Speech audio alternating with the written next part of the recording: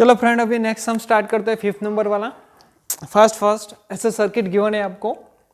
Circuit में यहाँ पे सेल जो है वो 16 वोल्ट का गिवन है। इंटरनल रेजिस्टेंस सेल का गिवन है 1 ओम। जैसे और सारे रजिस्टर भी यहाँ पे गिवन है।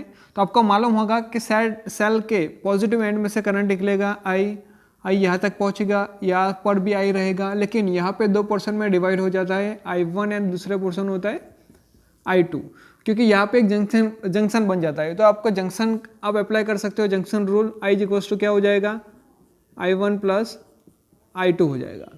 फिर दोनों कंबाइन होकर यहाँ पे अगेन यहाँ पे करंट बन जाएगा I, यहाँ पे भी I रहेगा। फिर से जंक्शन रूल अप्लाई कर सकते हो, I3 बन जाएगा और यहाँ पे बन जाएगा I4। तो ये जंक्शन रूल कौन सा बन जाएगा, I = हम यूज़ कर सकते हैं ए पोर्शन के लिए, यहाँ पे टॉप के पोर्शन के लिए हम यूज़ कर सकते हैं I = I3 + I4। ओके, अभी करंट अगेन यहाँ पे कंबाइन हो जाएगा और I बन जाएगा, वापस यहाँ से निकल के यहाँ पे पहुँच जाएगा। हमें क्वेश्चन ऐसा है, फर्स्ट हमें फाइंड आउट करना है इक्विवेलेंट रेजिस्टेंस फाइंड आउट करना है। इक्विवेलेंट रेजिस्टेंस के लिए आपको मालूम होगा कि सीरीज कनेक्शन जब भी होता है तो आपको क्या करना है, R = R1 + R2 करना है। और पैरेलल जब भी होता है, पैरेलल के लिए आपको करना होगा 1/R = 1/R1 + 1/R2। यदि 2 ही रजिस्टर हो गए तो आप डायरेक्टली कर सकते हो, R equivalence = R1 × R2 / R1 + R2। ये फॉर्मूला आप यूज कर सकते हो। यदि दोनों सेम रजिस्टर हो गए तो आप इक्विवेलेंस में अप्लाई कर सकते हो R / N, ये फॉर्मूला बन जाएगा। तो ये मेथड का यूज करते हैं। चलो यहाँ पे ये दोनों का इक्विवेलेंट रेजिस्टेंस कितना हो जाएगा, 2 हो जाएगा। तो एक और सर्किट हम बना देते हैं, इसका इक्विवेलेंट 2 हो गया। फिर ये तो 1 वैसे ही रहने वाला है 1। फिर ये दोनों का इक्विवेलेंस कितना हो जाएगा, तो 12 × 6 / 12 + 6, तो कितना हो जाएगा 12 × 6 / 12 और 6 18, 6 3 = 18, 3 4 = 12, तो बन जाएगा यहाँ पे 4 बन गया। फिर यहाँ से घूम के आते हैं, यहाँ पे इंटरनल रजिस्टर गिवन है 1 ओम गिवन है, फिर सेल आ जाता है हमारा और यहाँ पे ख़त्म। तो ये दोनों का पैरेलल मिल गए हमें, ये दोनों का पैरेलल मिल गया। ये पॉइंट कौन सा था हमारे पास, ए पॉइंट बी, ए पॉइंट सी और ए डी पॉइंट था हमारे पास। अब देखो ये जो सारे रजिस्टर बचे 2 1 4 एंड 1, वो सारे रजिस्टर की बात करते हैं तो सारे सीरीज में हो जाएंगे। सीरीज में हो जाएंगे तो हम फॉर्मूला कौन सा यूज करेंगे, प्लस वाला। 2 और 1 3 और 4 7 और 1 8, तो टोटल रेजिस्टेंस कितना बन जाएगा, 8 ओम बन जाएगा। तो यहाँ से बात करेंगे, एक रजिस्टर लगा दिया हमने 8 ओम्स वाला, जो बन गया R इक्विवेलेंस टोटल। यहाँ पे सेल यूज कर दिया, ये कंडीशन आ गया।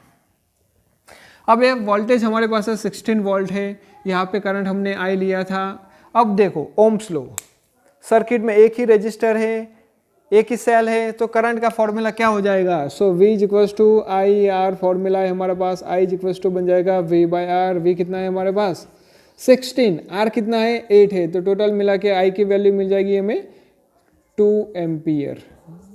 चलो एक वैल्यू हमें मिल गई, I की वैल्यू कितनी मिली हमें, 2 एम्पियर मिल गई है। तो यहाँ से हमारा I जो भी जाता है I = 2 एम्पियर है। अब हमें फाइंड आउट क्या करना है, यहाँ से पोटेंशियल डिफरेंस। तो देखो ये दोनों तो पैरेलल में है, तो पैरेलल सीरीज का एक और कंडीशन आपको बताया था, पैरेलल में होगा तो पोटेंशियल सेम होगा, यहाँ पे रहेगा तो पोटेंशियल सेम होगा, और सीरीज में पोटेंशियल डिफरेंट होगा। राइट है, करंट तो सारे में सेम ही रहने वाला है। तो यहाँ पे करंट कितना होने वाला है, I करंट होने वाला है, यहाँ पे भी I करंट होने वाला है। करंट सारे में सेम रहने वाला है, करंट का कोई प्रॉब्लम नहीं है। अब हम बात करेंगे ये पॉइंट A एंड B के बीच की बात करेंगे। हमें पोटेंशियल फाइंड आउट करना है, पोटेंशियल के लिए बात करते हैं अभी।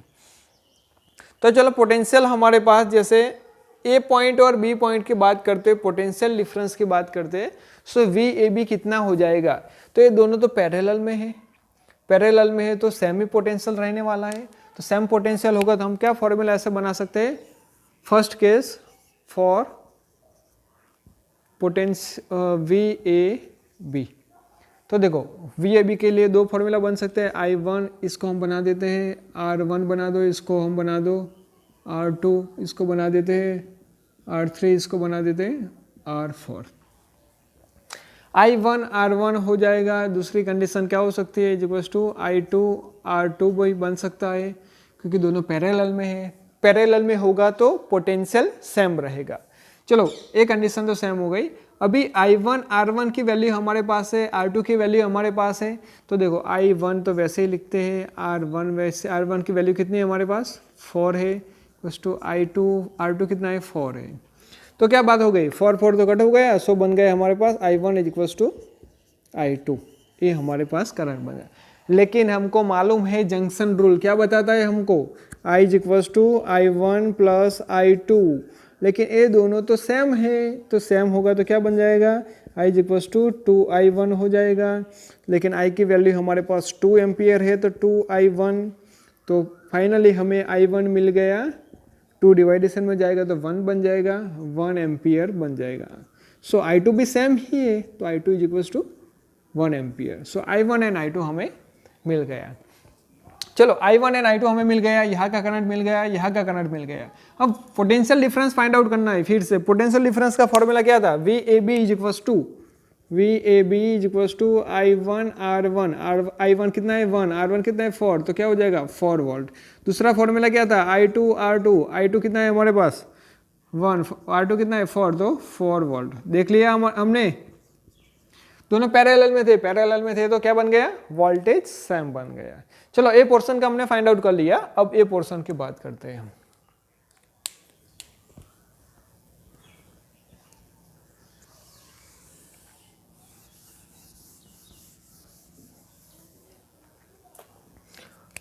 अब बात करते हैं for potential of CD, potential difference between C and D।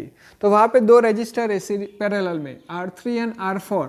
R3 की वैल्यू हमारे पास यहाँ पे मैं लिख देता हूँ 12 ओम है, R4 की वैल्यू हमको गिवन है 6 ओम गिवन है। बट आपको मालूम है यहाँ पे I3 R3 भी हो सकता है और I4 R4 भी हो सकता है। चलो दोनों सेम होगा तो हम लिख देते हैं हमने सामने I3 R3 equals to I4 R4 बन गया। I3 वैसे ही लिखते हैं, R3 की वैल्यू हमको मालूम है 12 इक्वल्स टू I4। क्या करेंगे, चलो तो यहाँ पे चले जाते हैं। I इक्वल्स टू क्या गिवन है हमें, I equals to I3 plus I4 given है। तो I4 की जगह पे हम लिख सकते हैं I माइनस I3। I4 की जगह पे हम क्या लिख सकते हैं, I माइनस I3। तो यहाँ पे लिख देते हैं I minus I3 into R4 हमें गिवन है 6 ओम।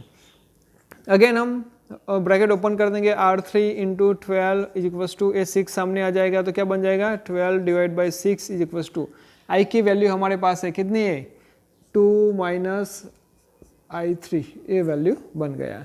तो 12 बाई 6 तो 2 बन जाएगा, 2I3 is equals to 2 minus I3 इस तरफ आ जाएगा तो कितना I3 हो जाएगा 3I3 is equals to 2। So I3 is equals to 2/3 value मिल गई। चलो यहाँ पे I3 मिल गया तो हमें अभी क्या करना है, I4 फाइंड आउट करना है।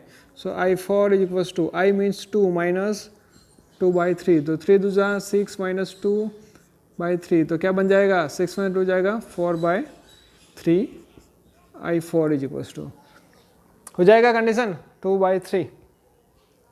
चलो I4 भी मिल गया हमें।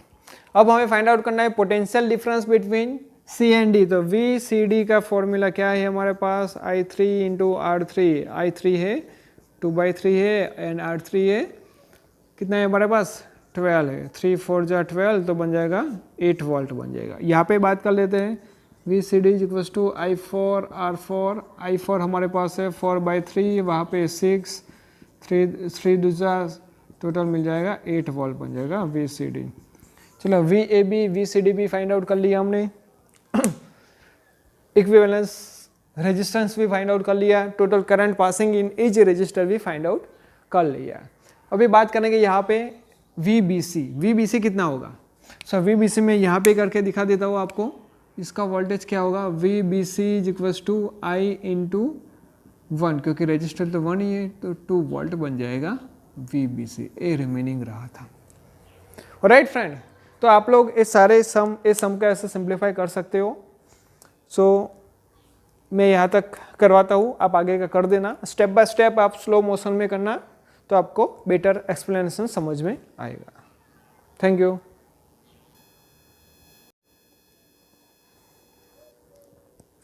चलो फ्रेंड्स, अब 6 नंबर वाला सम देखते हैं। मोस्ट इंपॉर्टेंट और मोस्ट ट्रिकी सम है। क्वेश्चन मैं रीड करता हूँ यहाँ पे। A battery of 10 volt and a negligible internal resistance.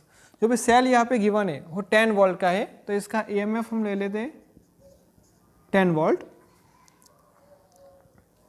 Is connected across the diagonally opposite corner. Diagonal कौन सा होता है? ए से सी डैश बन जाएगा, ए डैश से सी बन जाएगा, बी से डी डैश बन जाएगा और बी से डी बनेगा। तो हमने यहाँ पे टोटल 4 डायगोनल बनेंगे, उसमें से हमने एक डायगोनल ले लिया और दोनों पॉइंट को अटैच कर दिया, वहाँ पे बिटवीन में सेल हमने इंसर्ट कर दिया।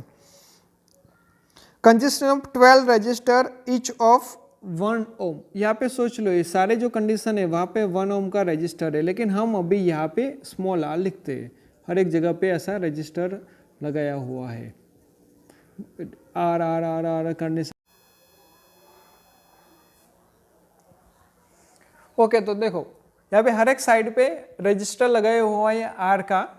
अब इसका इक्विवेलेंट रेजिस्टेंस हमें फाइंड आउट करना है। तो चलो इक्विवेलेंट रेजिस्टेंस फाइंड आउट करना होगा, तो यहाँ पे हम आराम से कोई सीरीज या पैरेलल का रूल्स अप्लाई नहीं कर पाएंगे, जिसकी वजह से हमें किरचॉफ रूल अप्लाई करना होगा। किरचॉफ रूल के लिए हम क्या करेंगे? किरचॉफ रूल अप्लाई करना होगा तो उसके लिए सबसे पहले हमें ए सेल में से करंट पास कितना होता है वो करंट हमें रिप्रेजेंट करना होगा। करंट जैसे आगे आगे जाता है कौन से रजिस्टर में से कितना पास होता है। तो सिंप्लिसिटी के लिए हम यहाँ पे 6I करंट लेते हैं। क्यों 6I लेते हैं वो मैं बाद में बताता हूँ, आपको समझ में आ जाएगा। जैसे इस सेल के पॉजिटिव एंड में से करंट निकला है, 6I करंट निकल रहा है। 6I करंट यहाँ से यहाँ तक पहुँच पाएगा ए पॉइंट पे। अब ए पॉइंट से देखो टोटल 3 पार्ट में डिवाइड होता है करंट, तीनों 3 पार्ट में सेम रजिस्टर है। सेम रजिस्टर है तो करंट का इक्वल पार्ट में डिवाइडेशन हो जाएगा। तो चलो ए से बी में जाएगा, ए से डी में और ए से ए डैश में जाएगा। लेकिन 6I है, 3 पार्ट में डिवाइड करते हैं तो 6I डिवाइडेड बाय 3 तो कितना बन जाएगा? 2I बन जाएगा। तो यहाँ पे करंट जाएगा 2I। कौन सी डायरेक्शन में? From A to B. यहाँ पे करंट जाएगा 2I कौन सी डायरेक्शन में? ए से डी में। यहाँ पे भी करंट होगा 2I from A to A dash में जाएगा। ओके, चलो अभी हर एक पॉइंट पे अभी इतना करके छोड़ दो ये पॉइंट का, पहले ऑपोजिट डायरेक्शन में चले जाते हैं। सेल की बात करते हैं तो सेल में जितना करंट इनवर्ड होता है उतना ही करंट आउटवर्ड होना चाहिए। जैसे 6I करंट निकल रहा है तो यहाँ पे कितना करंट आना चाहिए? यहाँ पे हमें 6I करंट मिलना चाहिए। तो देखो यहाँ पे भी 6I करंट आ गया, यहाँ पे भी 6I करंट इस तरफ आएगा सेल की ओर। मीन्स सी डैश में से बाहर निकलने वाला है। चलो सी डैश में से बाहर निकलना है तो कितने पोर्शन में से सी डैश में आता है? तो देखो सी में से आता है सी डैश में, यहाँ पे नीचे मैं लिख देता हूँ थोड़ा, सी डैश में आता है तो सी में से आता है, दूसरा आता है बी डैश में से आता है और थर्ड वन आता है डी डैश में से। मीन्स 3 पार्ट में से आता है। अगेन इसको डिवाइड कर दो तो कितना बन जाएगा? 2I। तो यहाँ से ऊपर से रजिस्टर आर में से करंट निकलेगा 2I, यहाँ पे से भी कितना आएगा? 2I और ये पोजीशन में आ जाएगा 2I करंट आ जाएगा। तो चलो हाफ पोर्शन इस तरफ का खत्म, हाफ पोर्शन उस तरफ का। अब यहाँ पे देखो ए से बी तक 2I करंट पहुँच गया। बी से 2 पोर्शन में डिवाइड होता है, एक जाता है सी में और एक जाता है बी डैश में जाता है। 2I है हमारे पास, उसमें से 2 पोर्शन में डिवाइड होता है तो कितना बन जाएगा? यहाँ पे I बन जाएगा और यहाँ पे भी बन जाएगा I। मीन्स बी से सी की ओर I करंट जाएगा और बी से बी डैश में I जाएगा। सिमिलर वैसे यहाँ पे देखो ए में से ए डैश में 2I करंट आ गया, लेकिन ए डैश से कहाँ पे जाएगा? एक डी डैश पे जाएगा और दूसरा बी डैश पे जाएगा। तो यहाँ पे भी करंट कितना जाने वाला है? I जाने वाला है। यहाँ पे भी करंट कितना होगा? I होगा। फिर दूसरा एक बाकी रह गया हमारा, कौन सा है? ए से डी तक 2I पहुंचा, डी से कहाँ पे जाएगा? एक सी पे जाएगा I करंट और डी से डी डैश पे जाएगा I करंट। जैसे आप इतना रिप्रेजेंट करोगे तो हर एक रजिस्टर में से कितना करंट पास होता है वो रिप्रेजेंट हो गया। अब हम क्या करेंगे, किरचॉफ रूल अप्लाई करेंगे। किरचॉफ रूल कौन से पाथ पे लेते हैं, तो A B C C dash E, A B C dash E, Kirchhoff rule apply करते हैं। किरचॉफ रूल के हिसाब से क्या होगा, तो यहाँ से ए से स्टार्ट करेंगे, बी से और जाएंगे, जाते हैं तो क्या करेंगे हम, करंट एंड रजिस्टर का मल्टीप्लीकेशन करेंगे, तो 2i इंटू आर, लेकिन कौन सी डायरेक्शन में जा रहा है, हम ए से बी की ओर, करंट कौन सी डायरेक्शन में जा रहा है, ए से बी की ओर, दोनों सेम ही डायरेक्शन में जा रहे हैं, सो वैल्यू यहाँ पे रहेगा माइनस। अगेन बी से सी की बात करते हैं, सो करंट है आई इंटू रजिस्टर है आर, कौन सी direction, same direction, so minus आएगा वहाँ पे।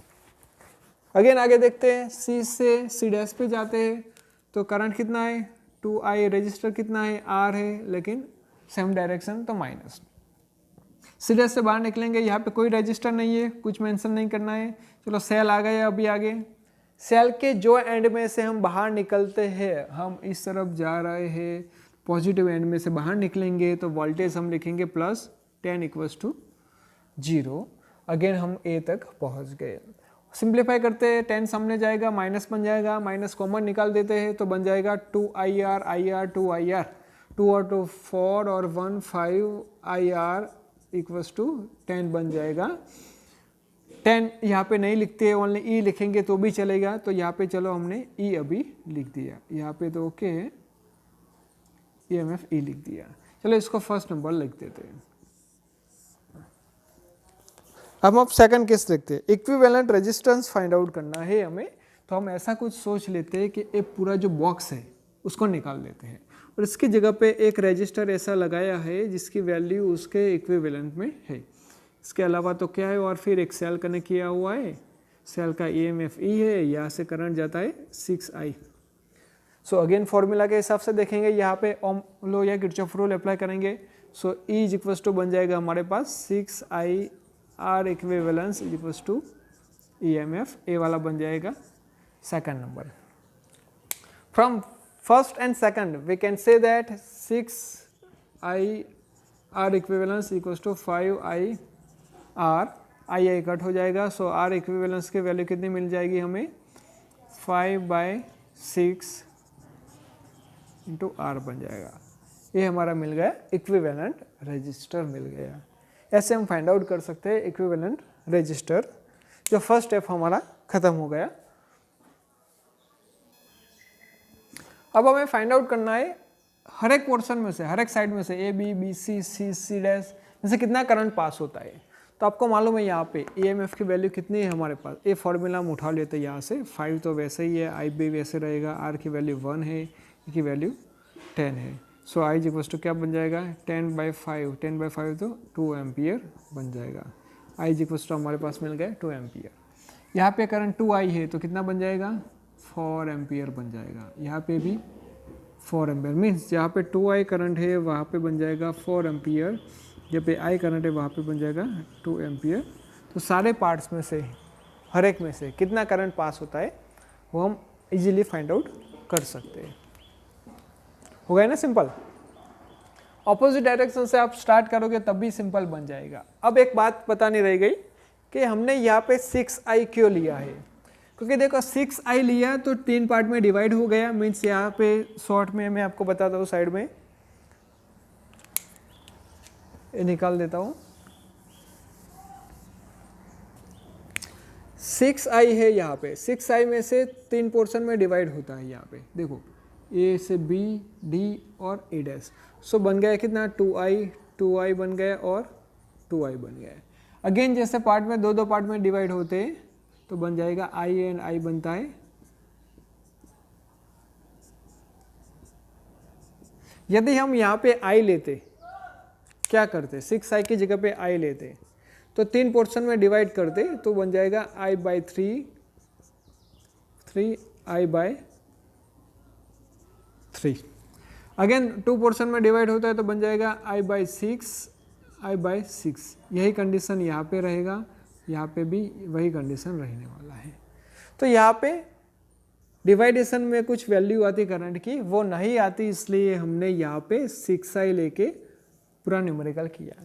यदि आप आई लेना चाहो तो भी कर सकते हो।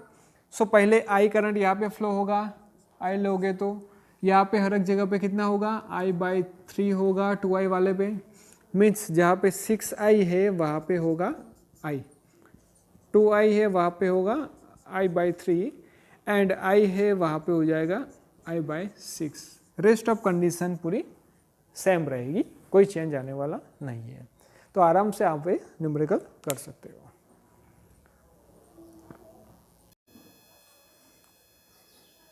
इसके बाद वाला एक सम ऐसा है कि एक रजिस्टर यहाँ पे गिवन है,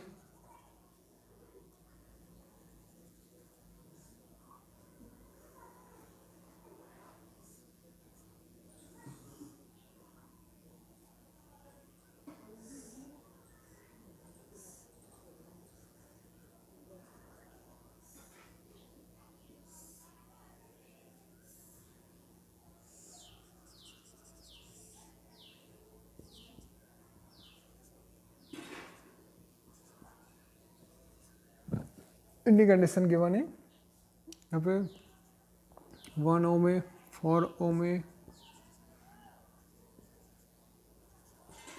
2 ओम है, इतनी कंडीशन गिवन है। चलो किरचॉफ रूल तो आप अप्लाई कर सकते हो आराम से, लेकिन किरचॉफ रूल के पहले आपको कुछ मालूम होना चाहिए सेल के ईएमएफ के हिसाब से। यहाँ पे जैसे 5 वोल्ट गिवन है, if more than 2 cell is present in the circuit, तो आप क्या करोगे? जैसे जितने भी सेल हो गए मोर देन 2 सेल या 5, 4, 6, तो सबसे ज़्यादा वोल्टेज वाला सेल कौन सा है हो सबसे पहले हम देखेंगे। तो मैक्सिमम वोल्टेज वाला सेल यहाँ पे देखो ए वाला है, तो इसमें से करंट निकलेगा पॉजिटिव एंड में से। तो यहाँ से जैसे सोच लो कि I1 करंट हम निकाल रहे हैं या फिर I करंट निकल रहा है, हम I1 लिखते तो बेटर रहेगा थोड़ा। I1 करंट ए पॉइंट पे पहुंचेगा, A1 से अगेन 2 पार्ट में डिवाइड हो जाएगा, ए से कौन से पोर्शन में हो जाएगा, ए से बी की ओर और ए से डी में। चलो यहाँ पे हमने सोच लिया कि I2 करंट पास होता है फ्रॉम ए से बी में, तो यहाँ पे कितना रहेगा, यहाँ से I1 माइनस I2, क्योंकि कितना आता था I1 आया था, उसमें से I2 निकल गया, तो रिमेनिंग बचा हमारे पास I1 माइनस I2। अब ए एंड की बात तो हमने कर दी, ए से बी तक पहुंच गया, ए से डी तक पहुंच गया। अब आगे एक कंडीशन, एक सेल है, दूसरा सेल के पॉजिटिव एंड में से करंट निकलने वाला है, तो यहाँ से हम निकाल देते हैं I3 करंट। कितना करंट निकल रहा है, I3। I1 I2 तो था हमारे पास, तो हमने I3 ले लिया। चलो आउटसाइड निकल रहा है, तो यहाँ पे इन्वर्ट जाएगा, I3 जाएगा। ओके तो चलो यहाँ पे D से E का हो गया और E से B का हो गया। अब B पॉइंट पे I2 एंड I3 दोनों कंबाइंड हो रहे हैं, तो यहाँ पे करंट फ्लो होगा I2 plus I3 current flow होगा। I2 प्लस I3 यहाँ पे आ गया, C पॉइंट पे पहुँच गए हम, लेकिन C पॉइंट से क्या होने वाला है, सेल में से I1 करंट निकल रहा था, तो यहाँ पे भी कितना आना चाहिए, I1 करंट ही वापस आना चाहिए।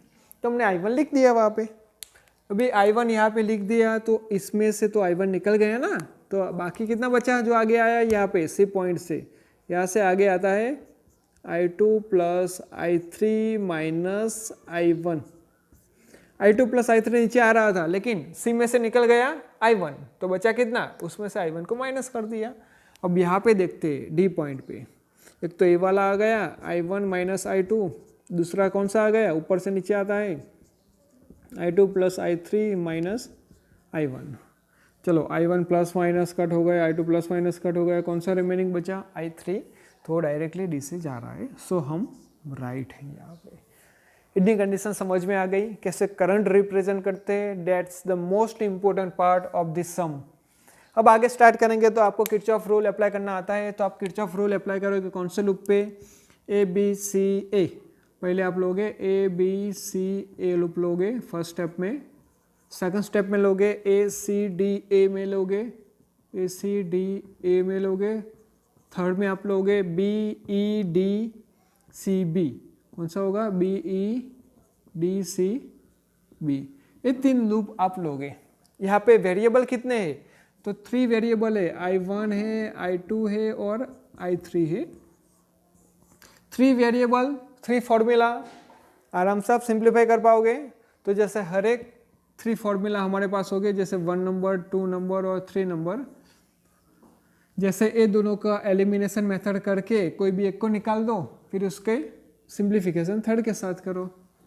ऐसा सिंप्लीफाई करोगे तो आपको I1, I2 एंड I3 मिल जाएंगे। इससे आपको कोई कन्फ्यूजन हो तो मेरे दूसरे वीडियो पे, ये गुजराती मीडियम के लिए, उसमें पूरा बोर्ड वर्क वाला पूरा सिंप्लीफिकेशन गिवन है, तो आप थोड़े स्टेप उसमें से देख सकते हो जो थियोरेटिकल सिंप्लीफिकेशन वाले हैं वो। बाकी एक्सप्लेनेशन तो ये अभी हम फास्ट थोड़ा जा रहे हैं, फास्ट रिवीजन हो जाए, आपको बोरिंग नहीं लगे लेक्चर, इसलिए। ओके, चलो नेक्स्ट न्यूमेरिकल देखते हैं। अभी 8 नंबर वाला समस्या गिवन है आपको।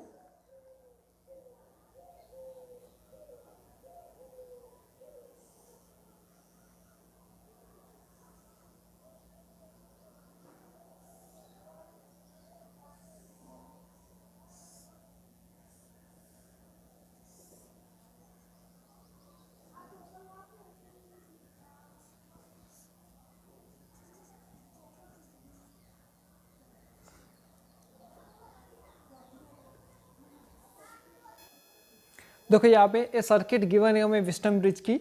विस्टम ब्रिज में क्या था, total 4 resistor is there, R1, R2, R3 and R4। यहाँ पे आपको गिवन है 100 ओम, 10 ओम, 60 ओम एंड 5 ओम।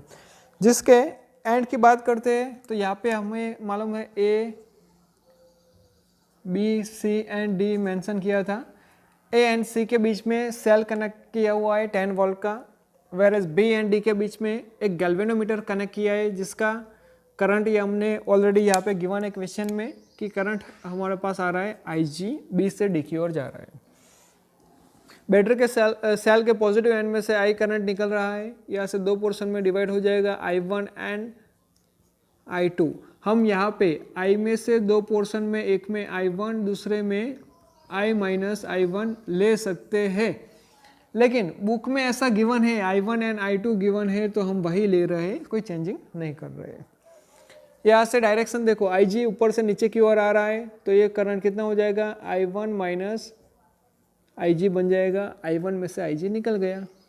यहाँ पे I2 और IG प्लस होगा तो बन जाएगा I2 प्लस IG बन जाएगा। अगेन यहाँ पे जाएगा तो I करंट वापस निकल जाएगा। ओके, चलो इतना तो आपको समझ में आ गया। फिर सिंप्लीफाई कैसे करते हैं, तो किरचॉफ रूल अप्लाई करना है आपको। किरचॉफ रूल कौन से क्लोज लूप देखेंगे हम, तो देखो यहाँ पे ABDA, कौन सा लूप है, ABDA first, second BCDB loop. अब थर्ड लूप कौन सा लोगे, थर्ड लूप में 2 पॉसिबिलिटी है आपके पास, या तो फिर ABCEA या फिर दूसरी पॉसिबिलिटी ADCEA। ये दोनों में से कोई भी ले सकते हो, लेकिन जैसे ऊपर वाला पाथ आप सिलेक्ट करोगे ABCA तो यहाँ पे वेरिएबल कौन सा रहेगा, I1 वाला रहेगा एंड IG वाला, I1 एंड IG वाला रहेगा। यहाँ पे वेरिएबल रहेगा I2 एंड IG वाला रहेगा। अब ये दोनों में से जैसे I1 का एलिमिनेशन करते हो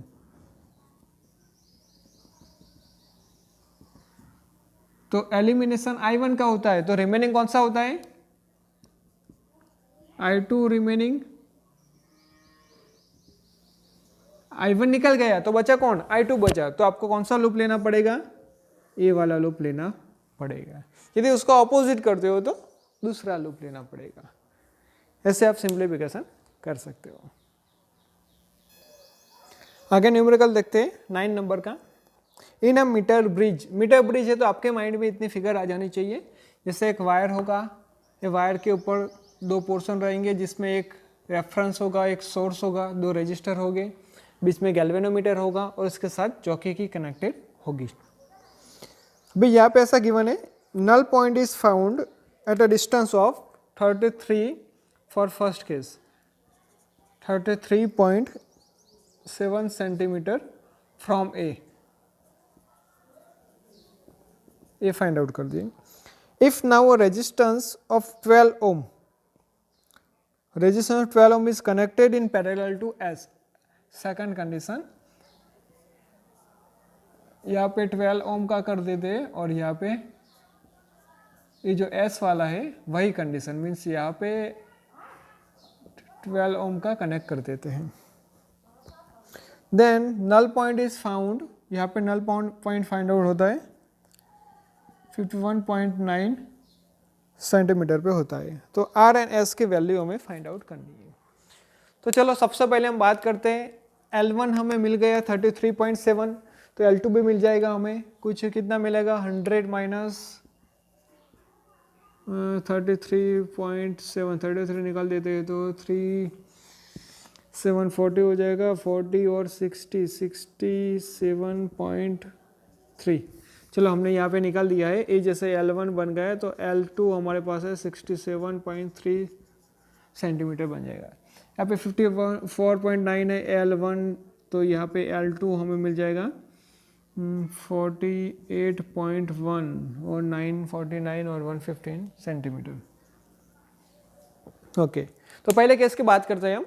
जैसे R एंड S गिवन है, ये 12 ओम गिवन नहीं है, तो मीटर ब्रिज का फॉर्मूला क्या था हमारे पास, R by S equals to L1 by 100 minus L1। So यहाँ पे आ जाएगा 33.7 डिवाइडेड बाय 67.3। सो हमें R बाय S की वैल्यू मिल जाएगी। So R by S equals to 33.7 divide by 67.3। R by S के वैल्यू हमें मिल गई, जिसको हमने फर्स्ट नंबर दे दिया। अब यहाँ पे बात करते हैं, जैसे ये दोनों पैरेलल में लगाए हुए, पैरेलल में तो उसका इक्विवेलेंट रेजिस्टेंस क्या हो जाएगा, तो R इक्विवेलेंस क्या हो जाता है, R डैश हम बोलते हैं इसको, R डैश इक्वल्स टू, या फिर R डैश इक्वल्स टू क्या हो जाएगा, दोनों का मल्टीप्लिकेशन ऊपर, सो 12 इंटू एस, नीचे हो जाएगा दोनों का प्लस 12 प्लस एस, ये R डैश हो गया। अब मीटर ब्रिज का फॉर्मूला यूज़ करते हैं, ये दोनों की जगह पे हमने क्या बता दिया, R डैश बना दिया, तो अगेन फॉर्मूला हमारा बन जाएगा R by R dash equals to, पहले मिला है हमें 51.9, नीचे मिला है 48.1 मिले हैं। लेकिन हमको मालूम है R डैश की जगह पे क्या लिख सकते हैं, R तो वैसे ही रहेगा, R डैश की जगह पे 12 इंटू एस, नीचे रहेगा 12 प्लस एस रहेगा, इक्वल्स टू यहाँ पे 51.9 डिवाइडेड बाय 48.1 हो जाएगा। चलो ये थिंग्स हम निकाल देते हैं यहाँ से, इसकी अभी रिक्वायरमेंट नहीं है हमको। अभी देखो ये डिनोमिनेटर का डिनोमिनेटर है तो ऊपर चला जाएगा, तो यहाँ पे फॉर्मूला क्या बन जाएगा, R ब्रैकेट में 12 प्लस एस, नीचे हो जाएगा s into 12 is equals to 51.9 divided by 48.1। अब यहाँ पे देखो R बाय एस, तो फ्रॉम 1 से वैल्यू हम यहाँ पे लगा सकते हैं, तो क्या बन जाएगा value 12 plus S into R by S की वैल्यू बन जाएगी हमारे पास 33.7 डिवाइडेड बाय 67.3, नीचे 12 है, सामने रहेगा 51.9 डिवाइडेड बाय 48.1। ये पूरे का सिंप्लीफिकेशन हमें करना है, 12 plus S equals to, A वाले ये S equals to 51.9 into 67.3 into 12 divided by 33.7 into 48.1, और एस इक्वल्स टू जो भी आंसर आता है उसमें से -12 कर दोगे तो एस की वैल्यू मिल जाएगी। एक बार आपको एस की वैल्यू मिल गई तो फर्स्ट नंबर पे एस की वैल्यू पुट डाउन करोगे तो आपको आर की वैल्यू भी मिल जाएगी। ऐसे आप आर एंड एस की वैल्यू फाइंड आउट कर सकते हो।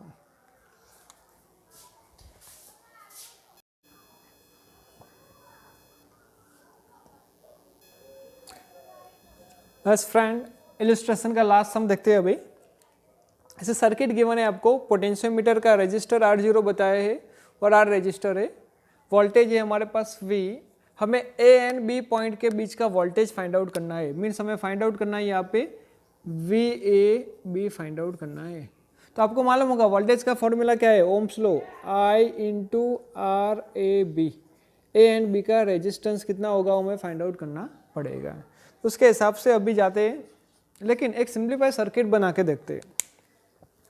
जैसे ए वाला बी वाला पॉइंट R0 के सेंटर में जब टच होता है तब नल पॉइंट मिलता है, तो इसको दो पार्ट में डिवाइड ही कर देते हैं, R0/2 और R0/2। तो सिंप्लीफाई सर्किट देखो, इस तरफ वाली वोल्टेज V है, एक तरफ वाला R0/2, एक तरफ वाला R0/2 और नीचे R वाला। तो A से B का टोटल इक्विवेलेंट रेजिस्टर कितना होगा पहले देखते हैं। सो इक्विवेलेंट रेजिस्टेंस ऑफ RAB कितना हो जाएगा, तो ये दोनों पैरेलल में होगा, पैरेलल है तो ऊपर इसका मल्टीप्लिकेशन R इंटू R0/2, नीचे उसका प्लस हो जाएगा R प्लस R0/2। तो क्या हो जाएगा, R0 डिवाइड बाई 2 होगा, यहाँ पे 2 LCM लेंगे तो 2R प्लस R0/2, 2 कट हो जाएगा। तो सिंप्लीफाई नीचे क्या रहेगा, RAB is equals to R0 divided by 2R plus R0, this one is the resistance of RAB। अब इसके एक और सिंप्लीफाई सर्किट हम बना देते हैं। यहाँ पे वोल्टेज तो V है, यहाँ पे A पॉइंट है, यहाँ पे B पॉइंट है, लेकिन यहाँ पे रेजिस्टर कितना है RAB। यहाँ पे एक और रेजिस्टर आ गया R0/2। टोटल रेजिस्टर कितना हो गया सर्किट का, तो ये दोनों सीरीज में आ गए, तो total resistance R is equals to RAB plus R0/2 condition बन गया। सो ये दोनों की जगह पे एक ही कंडीशन रह जाएगी, यहाँ पे R रजिस्टर लगा देंगे हम। सो यहाँ पे क्या रहेगा कंडीशन, V वोल्टेज है, यहाँ पे एक रजिस्टर है, इसकी वैल्यू हमने R डैश हम ले लेते हैं, R डैश हमने ले ली है। अब ओम्स लॉ क्या बताता है, करंट यहाँ पे फ्लो होता है I, so V is equals to IR हो जाएगा, so I is equals to V/R dash बन जाएगा। क्या फॉर्मूला बन गया है, I is equals to V/R dash. So I is equals to V तो वैसे ही रहेगा, R डैश की वैल्यू क्या है हमारे पास RAB प्लस R0/2। कितनी वैल्यू है हमारे पास I की, RAB प्लस R0/2। इसको हम फर्स्ट नंबर लेके रख देते हैं साइड में, क्योंकि जब भी इक्विवेलेंट रेजिस्टर की बात आती है तो हमें सर्किट का टोटल रेजिस्टेंस फाइंड आउट करना होता है, देन ओम्स लॉ अप्लाई करो, देन करंट फाइंड आउट करो, जो 5th नंबर वाले सम में भी हमने देखा था। अब हमें जो फाइंड आउट करना है वो बात की ओर जाते हैं।